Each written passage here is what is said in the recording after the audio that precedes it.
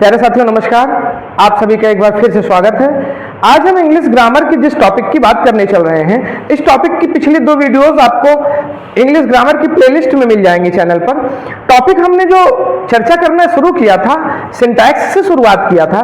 Syntax में आपको parts of sentences, kinds of sentences के साथ साथ फ्रेज, क्लॉज और बहुत सारी इंफॉर्मेशन दी जा चुकी है, जिससे रिलेटेड 6-7 क्लासेस आपके प्लेलिस्ट में हैं। आप चैनल की प्लेलिस्ट से उनको रिवाइज कर सकते हैं। ऐसे साथी जो नए हैं, जो अभी अभी हमसे जुड़ रहे हैं, वो पहले उन वीडियोस के द्वारा अपनी जानकारी को बढ़ा सकते हैं और उन टॉपिक से रिलेटेड जो भी डाउट हो वो हमसे पूछ सकते हैं। आज हम इंग्लिश ग्रामर की नई क्लास के साथ आपके साथ जुड़ रहे हैं, तो एक बार आपका फिर से स्वागत करता हूं। चलिए, हम आर्टिकल्स पे चर्चा कर रहे थे और आर्टिकल पे चर्चा करने के दौरान मैंने आपको बताया था कि आर्टिकल डेफिनिट और इनडेफिनिट 2 तरीके के होते हैं। मैंने आपको डेफिनिट आर्टिकल दा के यूजेस के बारे में बताया है। मैंने आपको इनडेफिनिट आर्टिकल में ए की विशेषताएं और उनके यूजेस को बताया है। इन दोनों से रिलेटेड वीडियोस आपको प्लेलिस्ट में मिल जाएंगी। आज हम जिस टॉपिक पे बात करने चल रहे हैं वो है uses of indefinite article and की। तो चलिए क्लास की शुरुआत करते हैं। आपको सबसे बेसिक जानकारी जो एंड की यूज की होती है वो बेटा ये होती है कि ए, ई, आई, ओ और यू, जिन्हें हम वॉवेल्स कहते हैं, अगर इनसे किसी भी वर्ड की शुरुआत हो रही है तो उस वर्ड से पहले हम एंड का यूज कर सकते हैं। ये आपको पहला रूल बताया जाता है। तो पहला रूल आपका क्या है कि ए, ई, आई, ओ, यू से शुरू होने वाले शब्दों से पहले,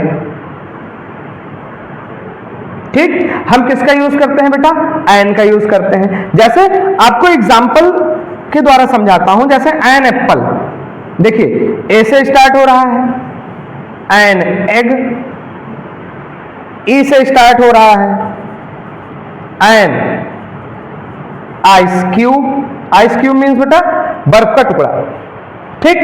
क्या एन से स्टार्ट है?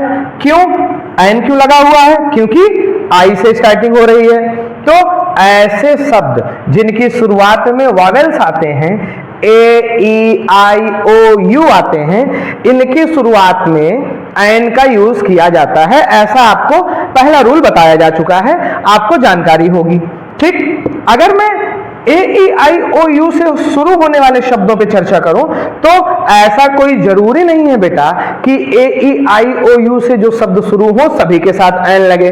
जैसे मैंने आपको बताया था पिछली आ की क्लास में कि यूनिवर्सिटी है, यूटेंसिल है, यूनिवर्सल है, इन सब की शुरुआत यू से होती है, लेकिन इनके साथ आ का यूज किया जाता है। क्यों किया जाता है आपको थोड़ा सा विस्तार में समझाता हूं। देखिए यहां पर बेटा रूल में बच्चों को यह बता दिया जाता है कि चाहे जहां दा लगा दो, कॉन्सोनेंट्स के साथ ए लगा दो, और अगर वावेल से शुरुआत है तो एन लगा दो। ये अब आपको बंद करना पड़ेगा। चाहे जहां दा न लगा दो, जहां जरूरी है वहीं दा लगाओ, चाहे जहां ए न लगाओ, जहां जरूरी है वहीं ए लगाओ, ठीक। और चाहे जहां मन हो वहां वावेल के साथ एन न लगा दो, जहां जरूरत है रूल्स के अकॉर्डिंग लगाइए। तो चलिए हम इसको थोड़ा सा विस्तार में आपको बताते हैं कि प्रोनाउंसिएशन से कैसे इसका संबंध है। चलिए तो साथियों, हम उच्चारण से रिलेटेड कुछ बातों को समझने का प्रयास करेंगे। ऐसा जरूरी नहीं है बेटा कि ए, ई, आई, ओ, यू से जितने शब्द की शुरुआत हो रही है सबके साथ आप एन लगा सकते हैं। कैसे, अभी आपको कुछ एग्जांपल द्वारा समझाता हूं। पहले याद करिए, पिछली वीडियो में मैंने आपको बताया था कुछ एग्जांपल जो यू से शुरू हो रहे थे, कुछ एग्जांपल जो ओ से शुरू हो रहे थे। जैसे वन आइड मैन मैंने आपको बताया था, ठीक। मैंने आपको क्या बताया था? यूनिवर्सिटी बताया था, यूटेंसिल बताया था। ऐसे बहुत सारे शब्द हैं जिनकी शुरुआत तो ए, ई, आई, ओ, यू से होती है, लेकिन उनके साथ आप एन का यूज नहीं करते हो। तो कुछ तो ऐसा होगा जिससे हम याद रख सकें कि भैया अम्ब्रेला के साथ तो एन लगता है, यू से वो भी शुरू हो रहा है, लेकिन यूनिवर्सिटी के साथ आप ए लगा रहे हैं। तो कुछ पता तो होना चाहिए ना, कुछ बच्चों के पास ऐसी सुविधा होनी चाहिए कि वो पहचान सके। तो पहचानने का तरीका क्या है कि बेटा जहां आपको इंग्लिश कंफ्यूज करे आप हिंदी की शरण में चले जाइए।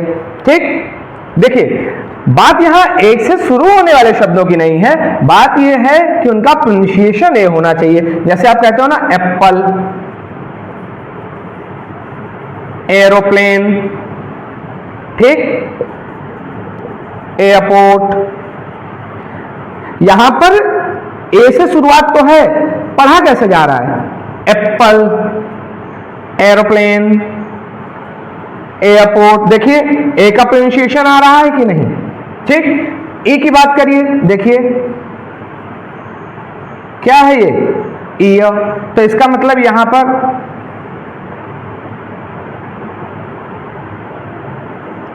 ए का प्रोनाउंसिएशन आना चाहिए।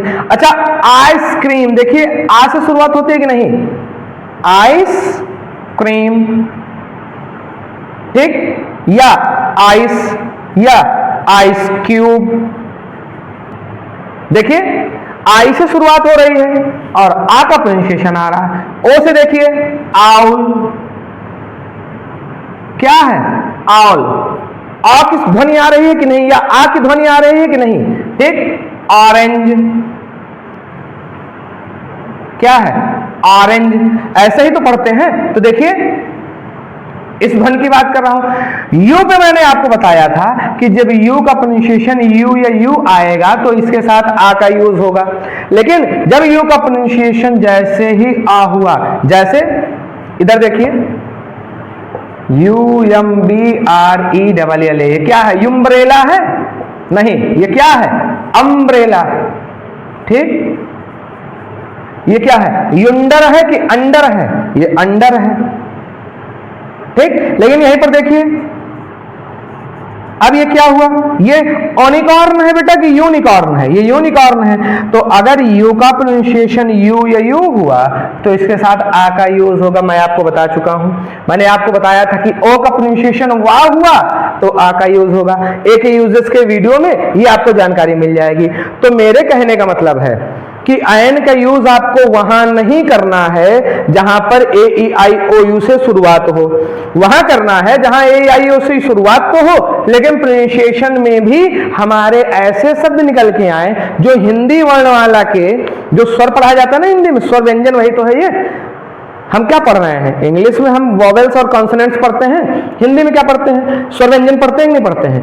तो शब्दों को पढ़ने पर स्वर का ही उच्चारण आना चाहिए। स्वर कितने हैं? छोटा बड़ा छोटी बड़ी, पढ़े हो ना आप लोग? देखो छोटा बड़ा छोटी बड़ी ए, ये सब आते हैं ना। अच्छा देखिए यू वाले में देखिए या आ जाता है। बताइए हिंदी वर्णमाला के बारे में तो आपको जानकारी होगी, बताइए या क्या है? स्वर है कि व्यंजन है? व्यंजन है कि नहीं? आप देखिए जैसे ओ का आ छोड़ के ओ का वा हुआ तो या रा ला वा, बताइए व्यंजन है कि नहीं? तो इंग्लिश वाले वावेल आवे, ए ई आई ओ यू आवे, लेकिन हिंदी वाले स्वरों का उच्चारण भी ऐसा हो कि ए को ए पढ़े, ई को ई पढ़े, आई पढ़े, आ का उच्चारण हो, बड़ा आ का उच्चारण हो, छोटी ई का उच्चारण हो। ठीक, तो ही आप ऐन का यूज कर सकते हैं, अथवा आप ऐन का यूज नहीं कर सकते हैं। देखिए अम आता है कि नहीं? अम्ब्रेला में देखिए अम का उच्चारण हो। ठीक, तो आई होप कि आपको थोड़ा सा समझ में आया होगा कि बेटा ए ई आई ओ यू ही आना जरूरी नहीं है, उच्चारण में भी आप देखेंगे तो आपको हिंदी वर्णमाला का जिनको हम स्वर कहते हैं उनकी प्रधानता मिलेगी। और जैसे ये शब्द व्यंजन का उच्चारण देना शुरू किए तैसे ही आप दौड़ के ए लगाइए या दा लगाइए, जैसी आपकी सुविधा हो, जैसे शब्द हो। ठीक, लेकिन ऐन मत लगाइएगा। तो पहला रूल क्या है कि ऐन का यूज वॉवेल्स की शुरुआत में होता है। वॉवेल्स को हम ए ई आई ओ यू के नाम से पहचानते हैं, लेकिन तब जब वॉवेल का उच्चारण भी वॉवेल जैसा हो। अब वॉवेल का उच्चारण वॉवेल कैसे? मतलब जैसे स्वर, जैसे मैंने आपको बताया कि ए का उच्चारण होना चाहिए बड़ा आए, ओ आए, आए, ई आए, अम में देखिए छोटा आया। ठीक, तो अगर इस तरीके से शब्द बनते हैं तो हम उनके साथ ऐन का यूज करेंगे, अन्यथा नहीं करेंगे। आई होप कि आपको यह जानकारी समझ में आई होगी। चलिए हम एन से रिलेटेड एक और रूल की चर्चा करते हैं। एन से रिलेटेड अगर मैं एक और यूज की बात करूं तो देखिए बेटा, कुछ ऐसे शब्द होते हैं जिनकी शुरुआत तो यच से होती है। यच आपका कॉन्सोनेंट है, ये आपको भी पता है, ठीक। लेकिन ये यच क्या रहते हैं, साइलेंट रहते हैं। साइलेंट का मतलब कि इनका उच्चारण नहीं किया जाता। तो ऐसे शब्द जिनकी शुरुआत एच से हो लेकिन एच क्या हो, साइलेंट हो, तो उनके साथ आप एन का यूज कर सकते हैं, ठीक। तो starting with H where H is silent, ठीक। कैसे, जैसे मैंने आपसे बात किया ऑनर की। बेटा स्पेलिंग में आपको HONOR भी मिलता है, HONOUR भी मिलता है, ठीक। एक एडजेक्टिव है, एक नाउन है, ठीक। तो मैंने बात किया ऑनर की। अब ऑनर में देखिए शुरुआत तो यच से हो रही है कि नहीं हो रही? क्या हम इसको हॉनर पढ़ते हैं या हम इसको ऑनर पढ़ते हैं, ठीक। ऑनरेबल होता है कि हॉनरेबल होता है? हॉनरेबल नहीं होता बेटा। इसकी शुरुआत में एच है लेकिन एच साइलेंट रहता है, ओ से आ की ध्वनि आती है, मैंने आपको बताया था। ये क्या है, ONOR या ONOUR, क्या है ये, ऑनर है ना। तो शुरुआत में एच आए लेकिन एच क्या हो, साइलेंट हो। जैसे आप कहते हो कि I will be back in an hour, ठीक। मैं 1 घंटे में आ जाऊंगा, HOUR। अब आप इसको हार या हावर पढ़ोगे, जो 9th-10th के बच्चे ज्यादातर पढ़ते हैं, ठीक। तो ये हार या हावर थोड़े है बेटा, ठीक। शुरुआत भले ही एच से हो रही है लेकिन एच क्या है, साइलेंट है। ये एन आवर है, क्या है ये, आवर है। या और शुद्ध प्रोनाउंसिएशन करिए तो एनआर है, 1 घंटे में। तो बताइए कि एच से शुरुआत है तो आप दौड़ के ए लगा देंगे तो गलत हो जाएगा कि नहीं, ठीक। तो कुछ ऐसे शब्द हैं। और देखिए जैसे मैं बात करता हूं, आपने एक शब्द सुना होगा एयर, वो हवा वाला बेटा एयर नहीं, AIR वाला। एयर का मतलब होता है उत्तराधिकारी। जैसे कोई राजा था, पहले के शासन का था, प्रणाली क्या थी, राजा था, राजा का बड़ा पुत्र या बड़ी पुत्री, अगर कोई नहीं है पुत्र में तो बड़ी पुत्री शासन संभालेगी। पुत्र है तो निकम्मा हो चाहे बहुत अच्छा हो लेकिन बड़ा पुत्र ही पहले राजा बनेगा, उसी को उसका उत्तराधिकारी माना जाता था कि नहीं, ठीक। तो HEIR हम इसको पढ़ते हैं एयर। एयर का मतलब क्या होता है, उत्तराधिकारी। उत्तराधिकारी का मतलब कि जो मौके पे है उसके बाद आने वाला, शासक हो या प्रशासक हो या कोई जिम्मेदारी वाला पद हो जिसमें जो कोई है तो उसके बाद अगला कौन होगा उसको उत्तराधिकारी कहते हैं, ठीक। कि उत्तर मतलब बाद में, अधिकारी मतलब अधिकार वाला। तो हम इसको अगर हमने हेयर पढ़ दिया तो बेटा हेयर तो ये होता है, इसका मतलब तो बाल होता है।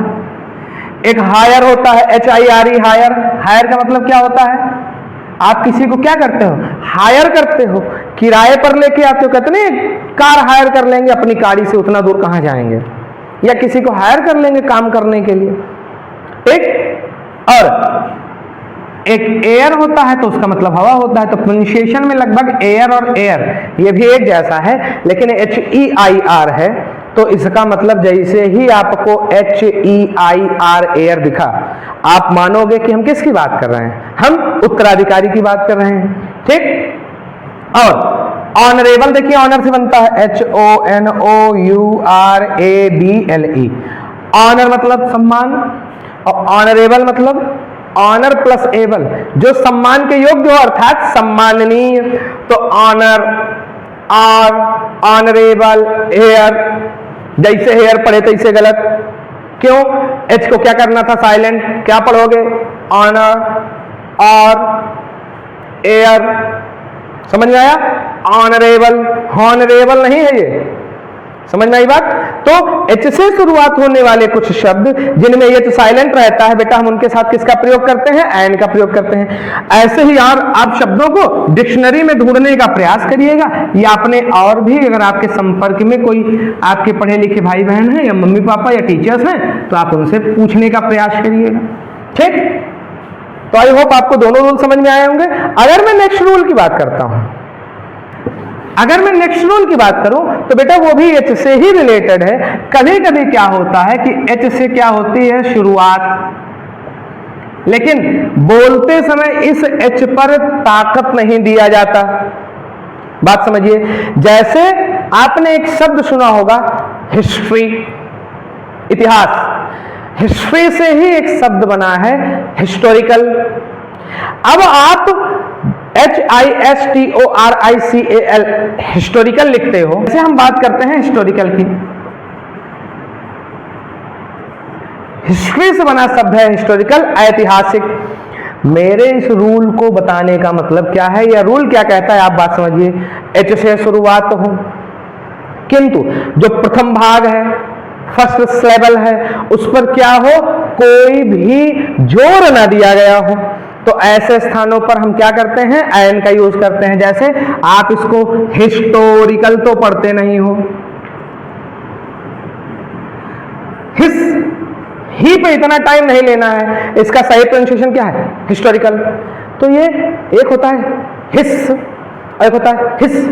तो ये जो हिस वाला है, इसमें प्रथम जो आपका सिलेबल है, इस पे आपने ताकत नहीं दिया है, ठीक। तो ऐसे शब्दों के साथ हम किनका प्रयोग करेंगे, आयन का प्रयोग करेंगे। आप विशेषकर दो शब्दों को याद कर लीजिए, एक तो हिस्टोरिकल और एक जो आप ये होटल जाते हो ना, होटल जाएंगे, पार्टी करेंगे, बर्थडे मनाएंगे, ये होटल नहीं है बेटा। एक्चुअल में इसको आप होटल मत बोला करिए, हो ना करिए, आप क्या करिए, थोड़ा सा फास्ट पढ़िए। किसको, पहले सिलेबल को। क्या, होटल, ये क्या है, होटल है, और सुधारिए, होटल करिए, ज्यादा अच्छा है। आप किसके सामने बोल रहे हो, इसकी परवाह ना करते हुए अगर आप अपने प्रोनाउंसिएशन को थोड़ा सा सुधारने का प्रयास करेंगे, खासकर यूपी बोर्ड के जो बच्चे हैं, तो आपके लिए बेहतर होगा। कभी कभी क्या होता है, हम लोग ग्रामीण परिवेश में पले बढ़े हैं, तो गाँव में हमको लगता है कि यार अभी हम बोलेंगे तो इनको लगेगा कि हमको जनवा रहे हैं, कि हम बहुत बढ़िया स्कूल में पढ़ते हैं, या फलाने गुरु जी के यहाँ पढ़ते हैं, या हमको ये शब्द बहुत बढ़िया आता है। यहाँ पर किसी को जनवाने और ना जनवाने का मतलब नहीं है। आप अपने अंदर सुधार लाइए, ठीक, और कोशिश करिए शब्दों को शुद्ध शुद्ध बोलने का। तो आज के बाद आप इसको होटल नहीं पढ़ेंगे, क्या पढ़ेंगे, होटल पढ़ेंगे, ठीक। और होटल के साथ क्या लगता है बेटा, एन लगता है। क्यों, क्योंकि यस से भले शुरुआत हो रही है, लेकिन प्रथम सिलेबल पर क्या करना है, ताकत नहीं देना है। तो यच वाले दो नियम, एक तो शुरुआत होगी, एकदम ही यच नहीं बोला जाएगा, ठीक। पिछली चर्चा हुई एयर, बताया ना मैंने आपको, पिछली चर्चा हुई, और मैंने आपको बताया घंटा। दूसरा, बोला तो जाएगा लेकिन जोर नहीं दिया जाएगा। कैसे, हिस्टोरिकल, कैसे, हचल, होटल नहीं, हचल, ठीक। तो यहां पर क्या लगेगा, आयन का यूज होगा। समझ में आई बात। तो आयन से रिलेटेड एच वाले पार्ट के दो रूल थे, मैंने आपको बता दिया, और एग्जाम्पल आप स्वयं से खोजने का प्रयास करिए। और बेटा आप लोग वीडियो देखा करिए, तो मेरे लाल कम से कम लाइक और कमेंट किया करिए, ठीक। व्यू आ जाते हैं, आप लोगों का प्यार है कि आप लोग वीडियो को पसंद कर रहे हैं, ठीक। और मेरी उम्मीद है कि आगे आपको जैसे जैसे जिस टॉपिक से रिलेटेड चीजें मिलेंगी, बेहतर ही होती जाएंगी, क्योंकि आगे आपको बेहतर टॉपिक मिलेंगे। देखिए, चाहे बेटा वो मैथ हो, चाहे साइंस हो, चाहे इंग्लिश हो, ऐसा नहीं है कि आपको 40 मान लीजिए क्लासेज मिली तो 40 धमाकेदार होंगी। धमाकेदार का मतलब जानकारी तो धमाकेदार होगी, लेकिन जब टॉपिक में ही कुछ बहुत विशेष बताने वाला नहीं है, तो टीचर क्या ही कहां से ही रोचकता पैदा करेगा। अब जैसे टेंस है, वर्ब है, मैं लगभग 6-7 साल का एक्सपीरियंस से पढ़ा रहा हूं। मैं देखता हूं इंटरमीडिएट के बच्चों को जब हम पढ़ाते हैं ऑफलाइन क्लास में, और कहते हैं कि बेटा नाउन पे चर्चा करेंगे, तो उनको लगता है नाउन पढ़ा रहे हैं, वही नाम, गांव, जगह का स्थान, हम बचपन से पढ़ते आ रहे हैं, नहीं पढ़ेंगे, ठीक। यार नाउन चल रहा है, लग रहा है बूंदी आएगा, पानी बरसेगा, मौसम गड़बड़ है, नहीं जाएंगे। बहुत ठंडी है, नहीं जाएंगे। बहुत गर्मी है, नहीं जाएंगे, नाउन वाले। लेकिन टेंस चल रहा है, अरे टेंस पढ़ा दीजिए, टेंस पढ़ा दीजिए।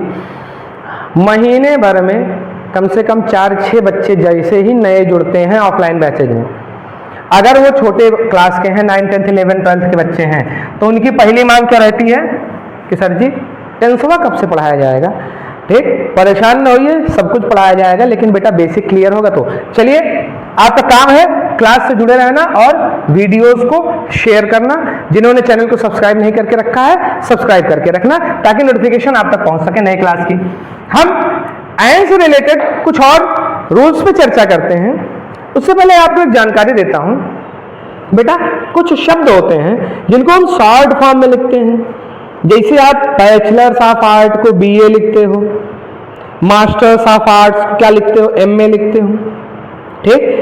Member of legislative assembly MLA लिखते हो, member of legislative council MLC लिखते हो, ठीक। आप जो ये एब्रिविएशन फॉर्म लिखते हो, जो ये संक्षिप्त रूप लिखते हो, इनके साथ भी इनका उच्चारण होने पर, भले ही ये शुरुआत में कॉन्सोनेंट से हैं, लेकिन उच्चारण अगर इनका वॉवेल जैसा है, वॉवेल की ध्वनि देने वाला है, तो इनके साथ हम किसका यूज करेंगे, आयन का यूज करेंगे, ठीक। तो संक्षिप्त रूप के साथ, किसके साथ, एब्रिविएशन, संक्षिप्त रूपों के साथ। अगर उन संक्षिप्त रूपों को पढ़ने पर उनका उच्चारण कॉन्सोनेंट्स के जैसा ना होकर वॉवेल वाली ध्वनि दे रहा है, तो उनके साथ भी हम आयन का यूज करेंगे। जैसे मास्टर्स ऑफ आर्ट को क्या पढ़ते हो, अब बताओ, इसको MA पढ़ोगे कि MA बोलते हो, MA बोलते हो ना। अगर MA बोल रहे हो तो शुरुआत में क्या आ रहा है, यम, उच्चारण में क्या आ रहा है, व्यंजन आ रहा है कि ए, स्वर आ रहा है। हिंदी वाले में याद करो, स्वर बोला ना, स्वर बोला तो आप तुरंत क्या लगाओगे, आयन। देखिए MLA, ये यमल्ले थोड़े हैं, यमल्ले साहब, ये MLA है, क्या है, LLB है, ठीक। तो ऐसे शब्द जिनका एब्रिविएशन क्या करता है, कॉन्सोनेंट से शुरू होता है या वॉवेल से शुरू होता है, तो पहचान लोगे आप। लेकिन अगर कॉन्सोनेंट से शुरू होता है, वॉवेल वाली ध्वनि दे रहा है, तो आप इसका यूज करोगे बेटा, एन का यूज करोगे। MA, MLA, LLB, MSc, masters of science पढ़ाया गया है आपको, ठीक। या जैसे आप कहते हो SP साहब, भैया SP नहीं, सुपरिटेंडेंट ऑफ पुलिस, वो SP नहीं है, वो SP हैं, SP साहब, ठीक। तो शुरुआत में भले ही यस आया है, कॉन्सोनेंट आया है, लेकिन एब्रिविएशन करने पर आप उसको शॉर्ट फॉर्म में सुपरिटेंडेंट ऑफ पुलिस को SP लिख रहे हो, पढ़ भी SP रहे हो तो गड़बड़ है। लिखो यस से, वैसे तो यस सा बनाता है, जैसे मेरा नाम है SARVESH, सर्वेश, शुरुआत में तो यस सा बनाता है, लेकिन भैया पढ़ा क्या जा रहा है यहाँ पर, ये SP नहीं है, एब्रिविएशन फॉर्म में इसको हम SP पढ़ते हैं, और SP में हम इसको S पढ़ रहे हैं, A आ रहा है। तो बताइए, A प्रोनाउंसिएशन के साथ आयन लगता है कि A लगता है, आयन लगता है ना। क्यों, क्योंकि A क्या है, स्वर है कि व्यंजन है, स्वर है, और जैसे स्वर की ध्वनि आई तैसे ही हम क्या लगाएंगे, आयन का यूज करेंगे, ठीक। चलिए आज हमने आपको जानकारी दिया आयन के कुछ यूजेस की, ठीक। नेक्स्ट वीडियो में हमारी आपकी मुलाकात एक नए टॉपिक के साथ होगी। जो भी बच्चे टेलीग्राम चैनल पर नहीं जुड़े हुए हैं, जल्द ही जुड़ने का प्रयास करिए। जितने सब्सक्राइबर्स हैं, जैसे ही उतने टेलीग्राम चैनल पर भी जुड़ जाएंगे खुद से, वैसे ही आपको टेलीग्राम चैनल पर भी चीजें, जो भी टॉपिक पढ़ाए जा रहे हैं, उनसे रिलेटेड प्रैक्टिस करने के लिए मिल जाएंगी, तो आपको कहीं ढूंढने जाना नहीं पड़ेगा, ठीक। और थोड़ा सा वीडियो को पसंद कर रहे हैं तो बेटा लाइक और कमेंट पे ध्यान दीजिए, ठीक। वीडियो को शेयर करिए अपने दोस्तों के साथ, अपने साथियों के साथ, ठीक। चैनल से जुड़े रहिए। चैनल से जुड़ने के लिए आपको एक बार फिर से थैंक यू। हम प्रयास कर रहे हैं आपके जीवन में पढ़ाई के स्तर को थोड़ा सा बेहतर बनाने की। आप प्रयास करिए हमारा साथ देने की। तो हंसते रहिए, मुस्कुराते रहिए, स्वस्थ व्यस्त मस्त रहिए। जिंदगी मौज लेने वाली है, खूब मौजिए, और मौजने में क्या करिए, पढ़ाई करके मौजिए, ठीक। पढ़ाई में जितनी मौज है उतनी मौज और किसी में नहीं है। पढ़ाई वाली मौज कर लीजिए, बाकी मौज करने के लिए पूरी जिंदगी पड़ी है। तो जल्दी मिलेंगे आपसे एक नई वीडियो में, तब तक के लिए बी हैप्पी, बी हेल्दी। जय हिंद।